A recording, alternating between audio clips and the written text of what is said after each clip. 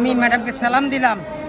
Value ভাই বলল, madam Harun গাজীর মতো যদি 20টা কর্মী ঢাকা শহরে থাকতো তাহলে পুরা ঢাকা শহর আন্দোলন ছড়িয়ে যেত। আর আমি যখন 1996 সালে খুনি হাসিনা ক্ষমতা আসে তখন বিএনপি আন্দোলনের কর্মসূচি দিয়েছিল, আন্দোলন শক্তিশালী হচ্ছিল না।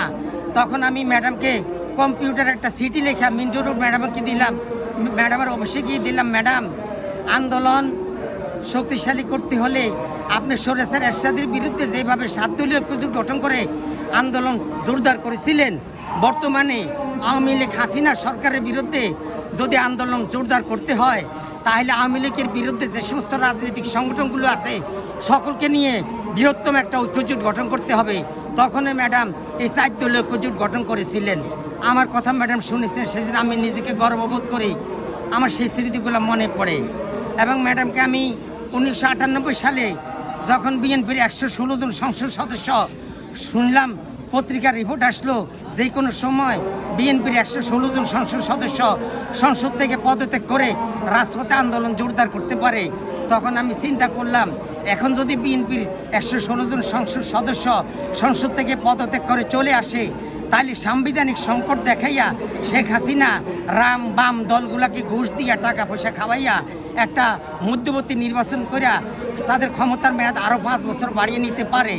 এই জন্য আমি আরেকটা সিটি কম্পিউটারে লেখাইয়া ম্যাডামকে প্রদান করলাম, বললাম ম্যাডাম এই মুহূর্তে বিএনপির সংসদ সদস্য যারা আছে তারা পদত্যাগ করা সংসদ থেকে অনুচিত বলে মনে করি। যারা কেন্দ্রীয় নেতা আছে তারা রাজপথে মিছিলের আগে ভাগে থাকতে হবে, তাহলে আন্দোলন শক্তিশালী হবে। আমরা তৃণমূলের কর্মী, আমরা তাদের পিছিয়ে থাকবো। আর যারা সংসদ সদস্য আছে তারা সংসদে থাকবে, সংসদ থেকে পদত্যাগ করা অনুচিত বলে মনে করি। ভুল হইলে ক্ষমা করিবেন, আর যদি সঠিক সিদ্ধান্ত সঠিক পরামর্শ হয়ে থাকে তাহলে গ্রহণ করবেন আমি আশা করি। ভুল হইলে ক্ষমা করিবেন। হারুন গাজী, মতিঝিল থানা, বিএনপি। এই সিটে ম্যাডামের হাতে দেওয়ার পরে 4-5 দিন পরে দেখলাম বিএনপি স্থায়ী কমিটির মিটিং ডাকলো মিন্টু রোডে।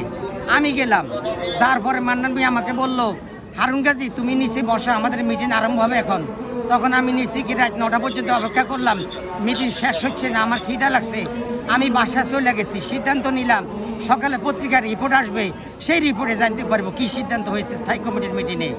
তখন সকালে আমি ঘুমের থেকে উঠে সরকার দৈনিক বাংলা যাইয়া পেপার পড়া দেখলাম স্থায়ী কমিটির মিটিংয়ের সিদ্ধান্ত হয়েছে যে আন্দোলন রাজপথ, বিএনপির সংসদ এবং রাজপথ উপস্থলে আন্দোলন চালিয়ে যাবে।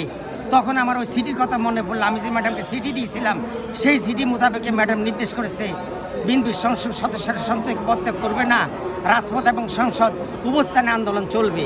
আমার কথায় বাস্তবায়ন করেছে ম্যাডাম, সেই জন্য আমি আজকে গর্ববোধ করি। সেই স্মৃতিগুলো আমরা রাতে শুলে ঘুম আসে না, ম্যাডামের কথাগুলো মনে পড়ে, এই কথাগুলো অতীতের কথাগুলো মনে পড়ে।